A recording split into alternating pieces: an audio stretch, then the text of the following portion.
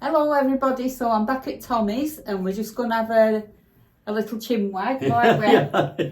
And I was just telling him that this morning I've been back to Earful, it's called. I have mentioned it before in one of my videos, and I've had an hearing test and they said that there's absolutely nothing wrong with my ears. So I had like a pop-in that felt like there were a bubble in my ear and it would pop in, and he said that can be due to pressure behind your ears, behind your eardrum, and he suggested using these drops, and I can't for the life in me think what they're called. And Tommy was saying, Yeah. We're talking about the types of things that you can do about blocked nose and all that carry on, weren't we? Yeah. And okay, being me, I always have to come up with something funny. So I was telling her about grandson. My son, Jamie. Yeah, I told him that when I had a blocked nose, I always put some bicarbonate of soda in a small tray and put some warm water in it. Not too much, only a little bit in the tray. And then of course you then sniffed it, right? So I let Jamie have a go at this, and he gave it a right good sniff. Well, it went, oh my God, bloody hell, Grandad, what have you done?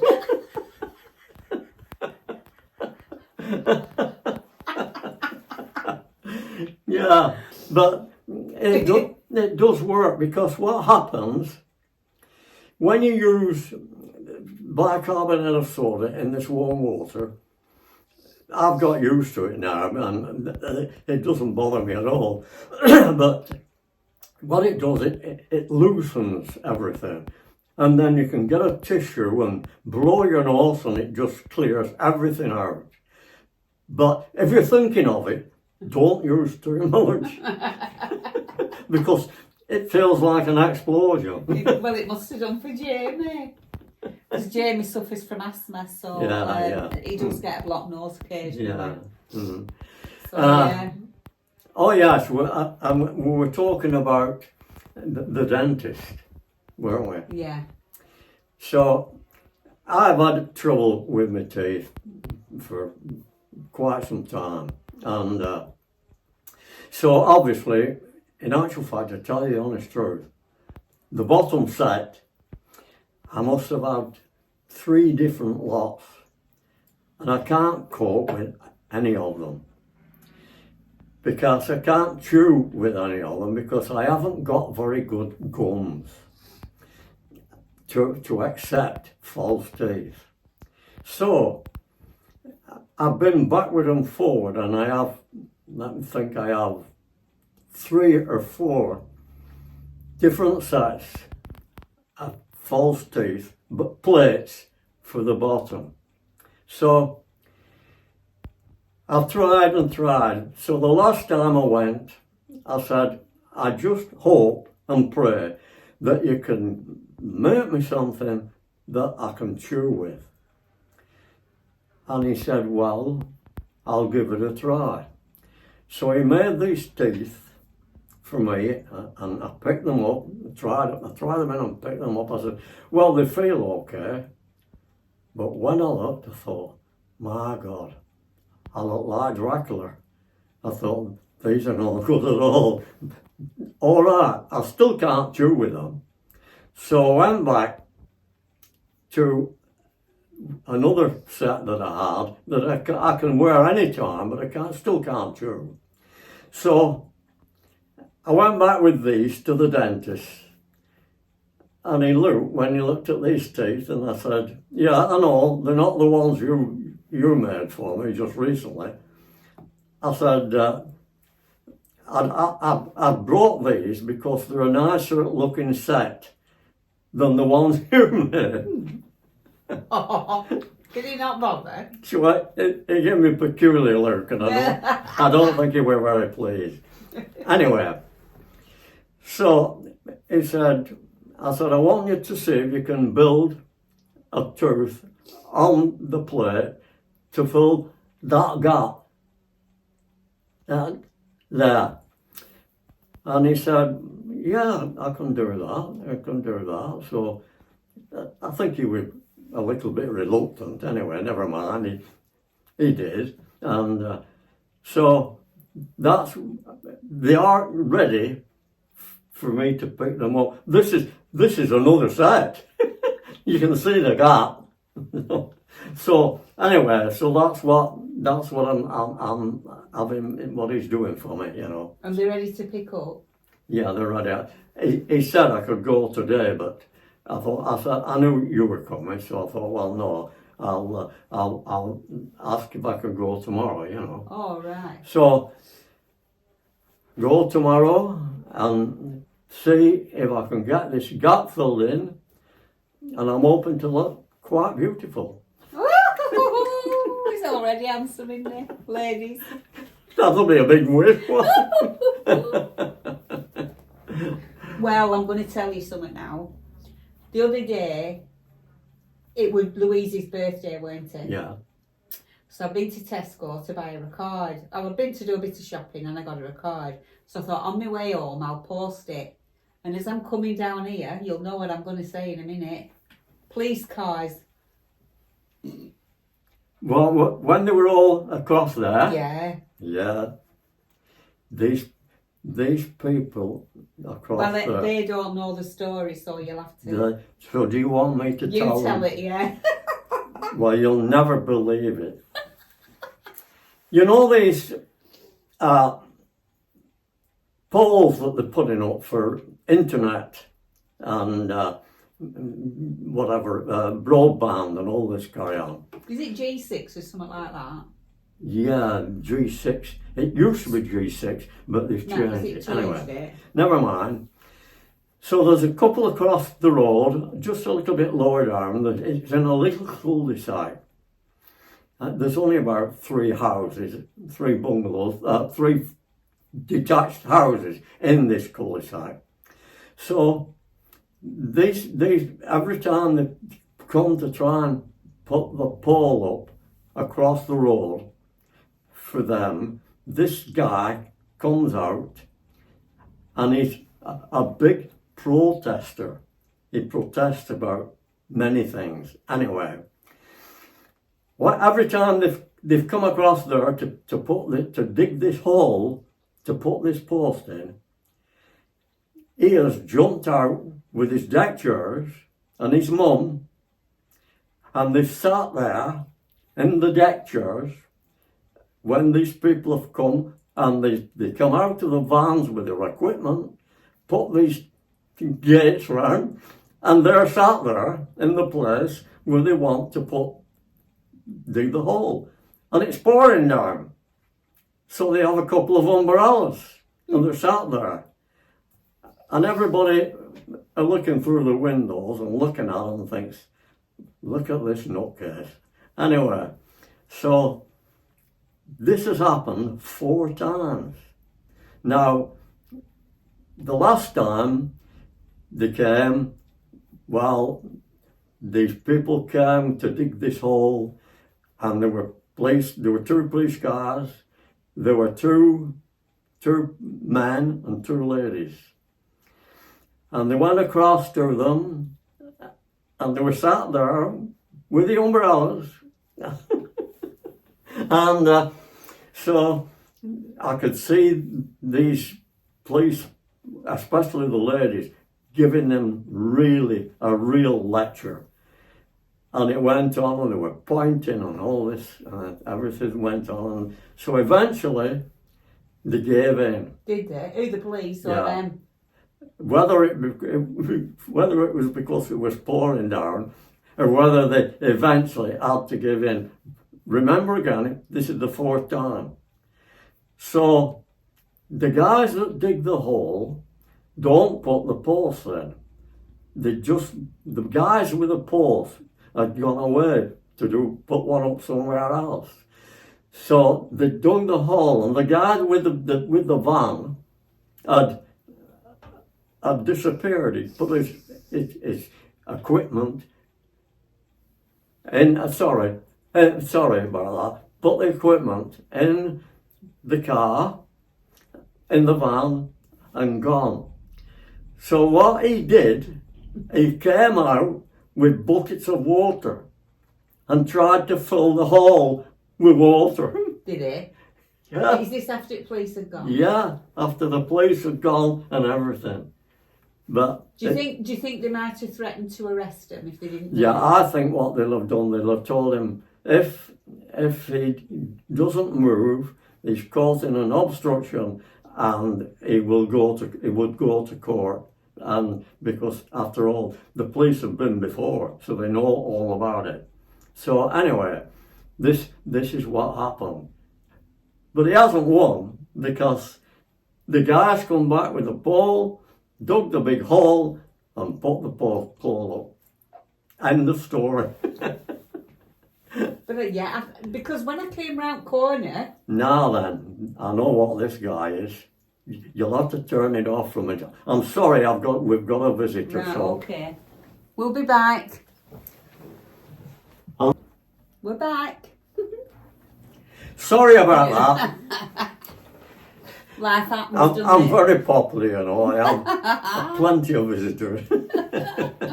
Anyway, so now what about your stories? What have you got to say to me? What have I got what to have say you got to to you? tell me? Well, I was just saying, going to say about them, but I knew that you could tell that story better than me. Yeah, well. And you told me about dentists, but you were going to tell me something about a Dalmatian dog. Oh yeah. This is a neighbour that lived across road. Here? Yeah. Yeah. And he got a Dalmatian dog. You know, the black and white. We used to call them Curricate dogs. Curricate. So anyway, he got this dog, and he don't let it out or go out with it unless it was on a lead, because it just set off like a lunatic. So I don't know what happened, but it was some warm day, and something like today, and I noticed he'd come out, and he was stood in the middle of the road. And I went, I forgot now what he was called. He doesn't live there now. I forget what he was. And it doesn't matter. I said, what's the problem? He said, my dog's got out. He says, and it's set off up there, and it'll come flying back. So I said, I'll tell you what I'll do. I had a dog at that particular time. So I said, I'll bring my dog out, and then when it comes flying back, it might be attracted with my dog. So I got my dog out, and I was stood at the side of I was stood on the curb, and he stood in the middle of the road. I'm going back quite a few years. There weren't as much traffic in the avenue as what there is now, and he stood out in the middle of the road. All of a sudden, this dog comes flying around the corner, and he's chasing down like a lunatic, and he stood in the middle of the road like this, and all of a sudden it just swerved and flew right past him, and he fell flat on his back in the middle of the road. I thought, oh my God. Anyway, I killed myself laughing, and he's led flat out, and he picks himself up, and dog's gone the other way. So I thought, well, it doesn't work. Having my dog out doesn't work. I said, well, all right, we'll wait. And eventually it did come to a halt, and so he managed to take it in. What dog did you have? It was a cross between I don't really. That must have been before a Cocker Spaniel, and I think it was an Alsatian. It were a bonny dog, but it was, of course, a mongrel. You know what I mean? So I've never known you have a dog. No, anyway, it were a good dog, real good dog. It were. Yeah. Real good. I remember you always looking after next door's dog. Yes, we always looked after next door's dog. We looked after it when they went on their holidays. And in actual fact, when they went on their holidays, it stayed with me, with us, and it had a wonderful time because it was on its holidays too. Because we looked after it, and it used to use that chair, and go to sleep in the chair, and everything was wonderful. And They were called Kaz, weren't they? yeah, they were called Kaz. In a box there. And when they came back, I looked at his face, and it had a very sour look on it. Because it had a wonderful time with us. Yeah, still got being spoiled. You see, they were working, so we had plenty of time on our hands. So I took it out for a walk, in the woodlands, you know, and that was it. It were a grand dog or a boxer. It were a bonny dog. Yeah, it was. So what? I took it in the woodlands. Now, in the woodlands, there's a path that goes right down the middle of the woodlands. It's a tarmac path. And I took it in the woodlands, and once it had got in the woodlands, I could afford to just let it off the lead. And so what happened, I like to throw a stick. As long as I had the stick, it wouldn't go away, because it knew it was chasing after this stick. It was a piece of tree trunk. So I threw this stick, and it's set off after this stick, and it's looking up in the air. And a bit further down this path, there's an Alsatian stood right in the middle of the path. And the boxer went bang, right into this Alsatian. It jumped back 3 yards. Did it? And it looked at his Alsatian and said, "What the bloody hell are you doing in the middle of it?" Because it were following stick, it weren't Yeah, watching where it were going.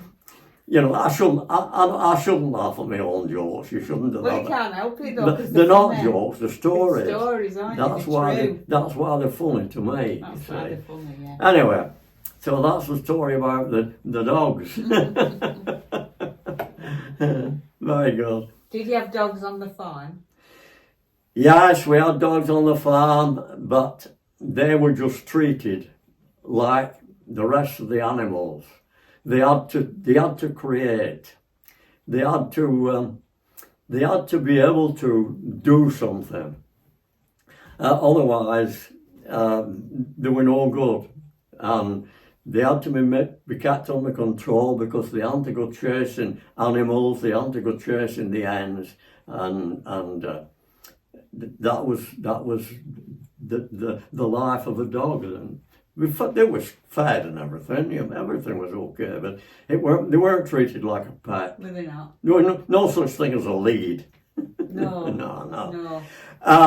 Right, that's brought me back. This is what we do. Brought me back to this.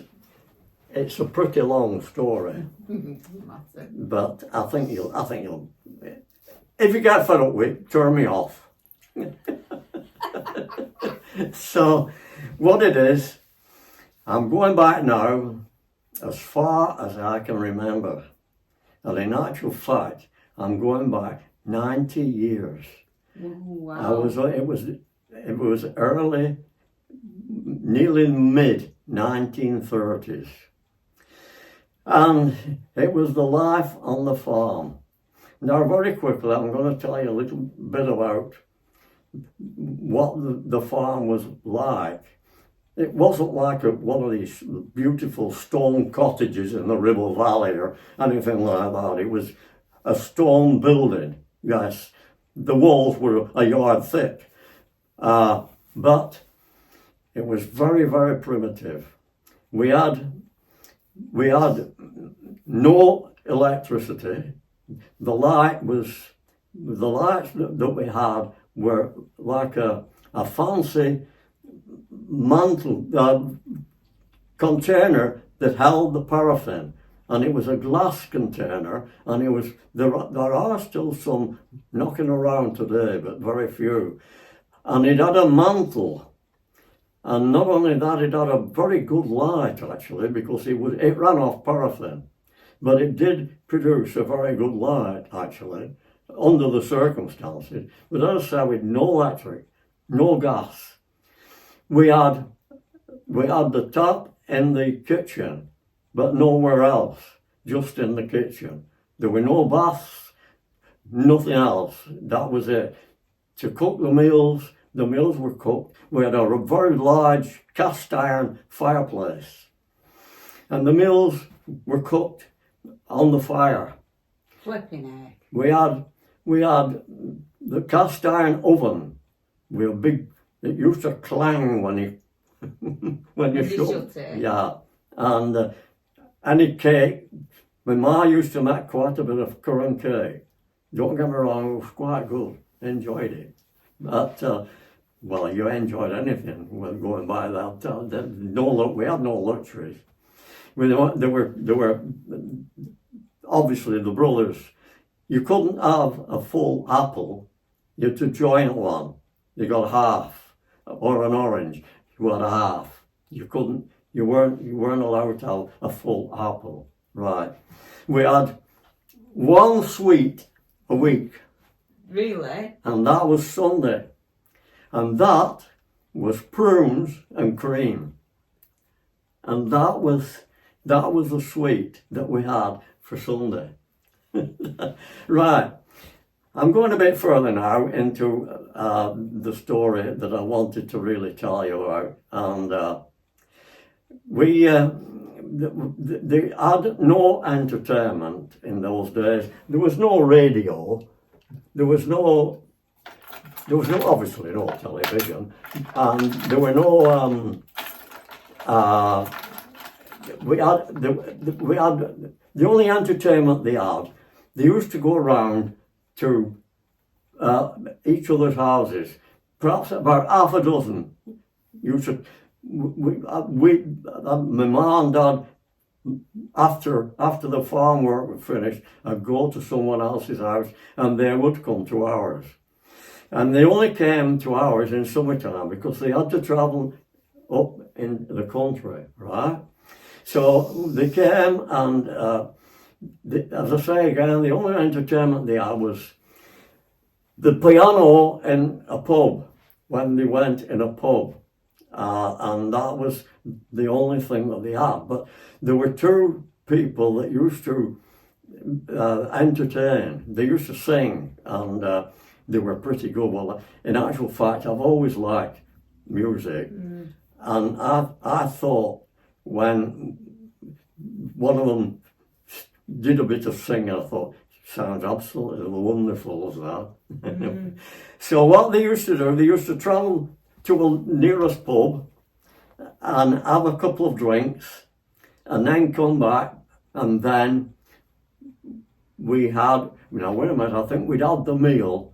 Our mum and dad actually managed to make the meal after, on a farmhouse with what equipment they had. They did though, made the meal and trifle at the end of it and everything, and they did really do their best, and they made a good job of it. Anyway, so after the meal, they went to this pub, nearest pub, and it was a walk, of course, but it was summertime, there were no problem. And then once they came back, obviously they'd had a pint or two, so naturally they got a little bit warmed up, and so then they got back to the farm, and we knew what was going to happen. They were going to sing, these couple were going to sing, and not only that, they decided that everybody, if they could, was to give their little bit of a party piece. And that was our life was in them days, Yeah. So I had at that particular time, I had two brothers with me and two sisters. I can't remember what the sisters did. But I do remember what my eldest brother did. And his little piece was, how does an hen know the size of an egg cup when she lays an egg? But there was a little bit of a tune with it. I can't remember the tune. So then it came to me my turn. Just excuse me more. I like one as well. Then it came to me my turn. And they said, right, Tommy, come on. We know what you can do. So I stood up and remember, I must have only been about 4-year-old, but I did remember it. And my piece was, there was an old farmer, he had an old farm, Susanna's a funny little man, Addley Dan, sing lassie go ring a row, Susanna's a funny little man, Addley Dan, Susanna's a funny little man. Now this that's how we got little pigs, Addley dig, Susanna's a funny little man, Addley Dan, Susanna's a funny little man. Now these little pigs, they grew and they grew, Addley do, Susanna's a funny little man, Addley Dan, Susanna's a funny little man. I think that's enough of that. And that, How do you remember that? I don't know, I learnt that when I was 4-year-old. Flipping heck. I don't know who'd done it. I have noticed that Ken Dodd has done it. Has it? Yeah. Yeah, he's done it. Only a I short... wonder where it originated from, that.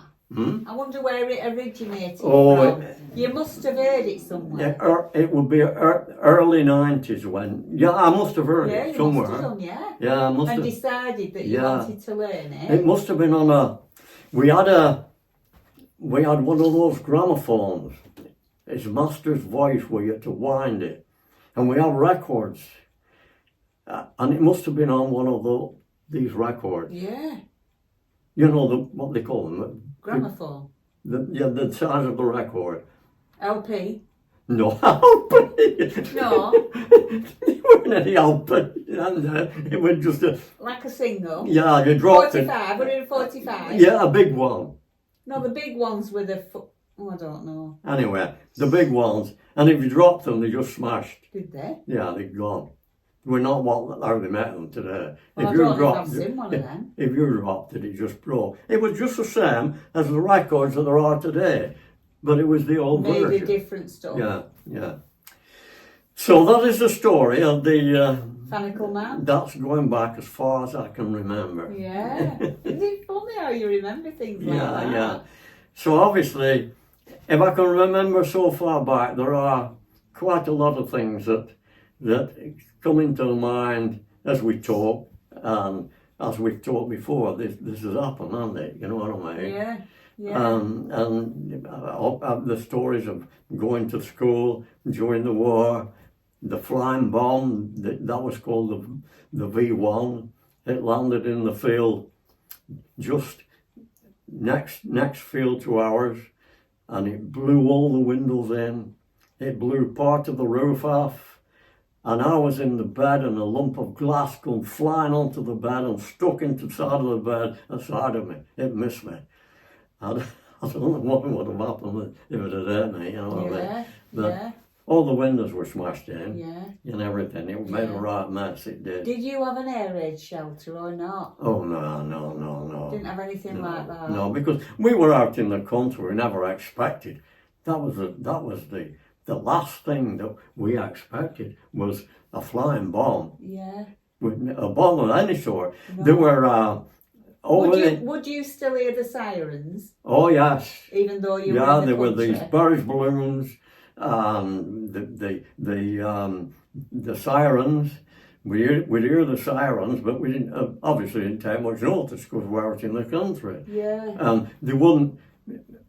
Now, after that early war, we didn't make a job of trying to cut the lights out. The story of Yeah. So anyway, so we weren't showing any lights. So obviously the bombers were trying to bomb an aircraft factory, which is now English Electric.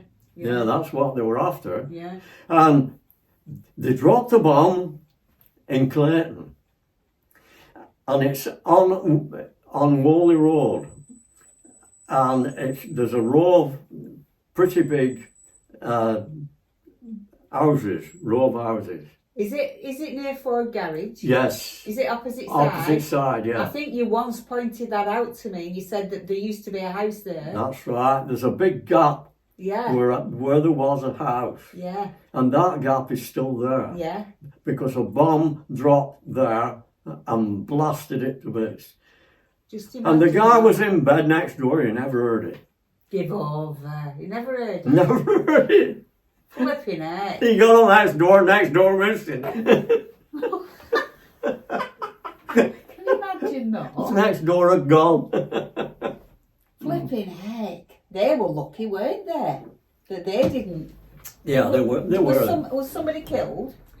No, nobody were killed. I don't know. I think possibly there was. But I don't. It's that far back. I don't. You don't remember? Can't remember whether there's anyone killed or not. No, you know what I mean? No. There was some bombs dropped. Yeah, there was. Yeah. I remember my mum saying that she used to have to run to the air raid shelters with my grandma. Yeah, we never. But she lived in the town, so. Yeah. We never. If we heard the sirens, it was during night. We just stayed in bed and just slept through it. Carried on going. Yeah, we didn't bother at all. No. But there was these Akat guns over Stanley, and that they was banging away, and the shells were bursting in the sky, and we could hear all these shells bursting where the Akat gun were firing these shells, you know, and could hear them bursting. But as the years went by, that camp was turned into an Italian prisoner of war camp. Right? And what happened, the Italians were never really big enemies of the Allies. They turned into, we don't want to fight for Hitler. We won't fight for Hitler, no way. But they were took as prisoners because it was Mussolini that got Italy into the war. I'll not go into too much about it. I know quite a lot about it. But anyway, so what happened, these Italians, they used to be able to walk out of the camp and walk it must have been 2 miles down the hill into Oswaldtwistle, but they could only walk down one side of the road. And there was a picture place on one side. It was called Little Empire, and they used to go to this Little Empire. There was a picture place on the other side, but they weren't allowed to go to that. They could only stay on one side of the road. I'll never forget them. Why was that, do you think? It was because the restriction that they had. They had this restriction, and they couldn't. They were restricted to that particular side of the road. Right. They weren't allowed to infiltrate with anybody. They weren't allowed to go in any shops or anything like that. No. I think they did eventually, you know what I mean? Yeah. Because there were young women. And I think the young women used to get friendly with them eventually. Yeah. Because there were obviously Italians, some very good looking guys, you know what I mean? Yeah, my auntie married an Italian. Yeah. Uncle Tony, and Yeah, all their children were good looking. Yeah, they were good Every looking. one of them. Yeah. They all Anyway. had that olive skin. They all had that olive skin. Yeah, they did. You have it, don't you? Yeah. Tan easy. I don't know. I've never had a very pale skin. No, never. No. Mind you, I used to sit out in the sun. I don't bother now. No. Anyway, so that is part of World War II. Yeah. I never even knew that Italians were involved in it. The Italian, well, they were in the beginning, but they were only involved because of Mussolini. Right. He joined Hitler, And but eventually, the Italians didn't want to have anything to do with the war. What happened to Mussolini and his wife? He was strung up with his feet, and his wife were, and they were murdered by their own people. Were they? Yeah, they were assassinated by their own people. With the Italian, with the Mussolini and his wife. Yeah. Hated him for taking them into the war. Yeah. I mean, this is where we got this Monte Cassino from, the bombing of Monte Cassino. It's a big monastery on a mountain. And that's where we get all Monte Cassino from, you know what I mean? And so they had to take, and it was the Polish that took Monte Cassino eventually. The Polish, you know, so that's the stories of the wartime, you know what I mean? Yeah. Was it when you were in the army that you learnt to drive? Yeah, that was funny, was that. You'll never believe it. Well, you have to believe it because I passed my test.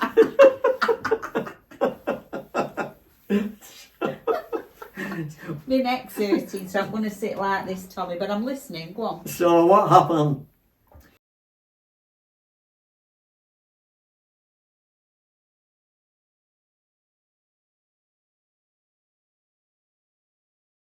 So this is another episode of Tommy telling his tales, and they're all true, every single one of them.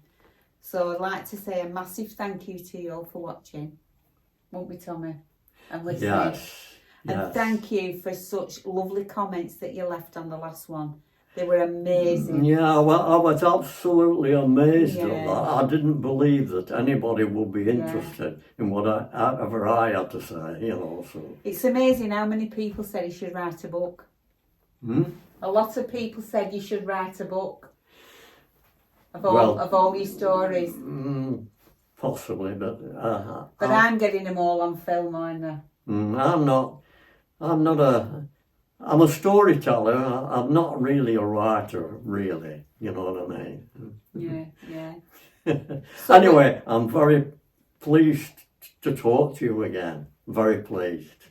And we will be back, won't we, Tommy? Yeah, we will. Most definitely. So thank you. What do I need to say? If you've enjoyed it, please would you give us a thumbs up? Would you subscribe if you're not subscribed already? Leave us an emoji in the comments section and hit the notification bell and set it to all, and that way you won't miss an upload. So from me and from Tommy, see you on the next one. Bye for now.